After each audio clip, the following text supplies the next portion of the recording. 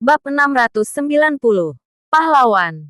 Sugi tertegun sejenak, lalu tersenyum dan berkata, "Baiklah, aku juga merasa puas punya putri yang baik sepertimu. Aku akan menyingkirkan Adril ini cuma untukmu."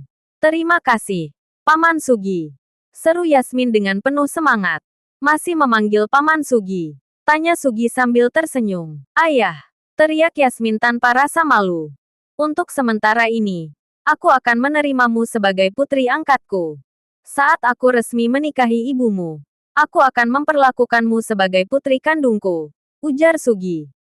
Yasmin merasa sangat gembira. Dia akhirnya memiliki pendukung yang kuat. Dibandingkan dengan Sekte Harimau Hitam, siapa Adril itu? "Terimalah hormat putrimu, Yasmin, kepada ayah angkat." Yasmin merasa takdirnya akan berubah total mulai saat ini. "Adril, kamu akan terkejut saat bertemu denganku lagi. Berlututlah dan memohon padaku. Entah nasib buruk apa yang kamu alami, pada akhirnya kamu akan diinjak olehku."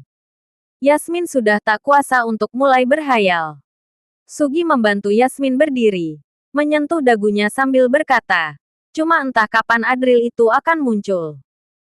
Sugi melihat lekat-lekat pada kerumunan orang, kemudian berkata, "Kamu paling mengenal Adril.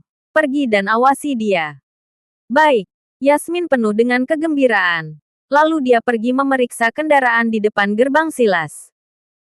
Selain Sugi, Jerry yang kehilangan telinganya juga sedang duduk di sana. Tetapi seluruh tubuhnya dibalut dengan perban. Dia berkata dengan ekspresi aneh, "Pak, apa kamu benar-benar ingin menjadikannya sebagai nona di geng kita?" Namun, Sugi justru mencibir sambil menjawab, "Memangnya orang bodoh ini layak menjadi putri angkatku? Kalau Sekte Harimau Hitamku jatuh ke tangannya, geng itu akan hancur seketika. Aku nggak sebodoh itu. Dia itu cuma alat yang nggak punya pikiran. Begitu menggunakannya dan memancing untuk membawa anak ke sini, dia nggak akan berguna lagi. Perempuan itu akan menjadi anak angkat." Seru Jerry menunjukkan senyuman jahat. Dia kembali berkata, "Ibu dan putrinya sangat diberkati. Pak Sugi, kamu sangat beruntung." Sugi sedikit tergerak. Tetapi ketika dia memikirkan wanita bodoh itu di masa lalu, dia menghela napas pelan dan berkata, "Lupakan saja. Kita nggak boleh menyakiti hati Ana. Kita cuma akan melumpuhkan wanita ini dan mengirimnya ke luar negeri untuk dijual ke orang asing."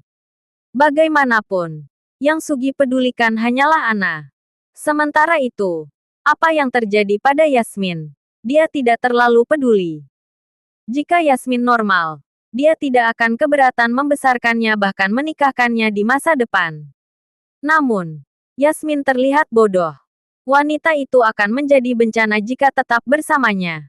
Jadi Sugi dia tidak bisa tinggal bersamanya.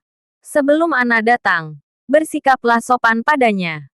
Setelah Adril meninggal, Ana akan menyerah tanpa punya dukungan. Ketika Adril disebutkan, Sugi tidak bisa menahan diri untuk tidak menyentuh kakinya yang terluka. Wajahnya menjadi muram. Dia benar-benar kehilangan salah satu kakinya karena Adril.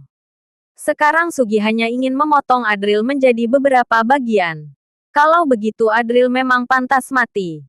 Kalau aku nggak memutilasinya, sulit untuk menghilangkan kebencian di hatiku. Jerry juga menggertakkan gigi dengan penuh rasa kebencian.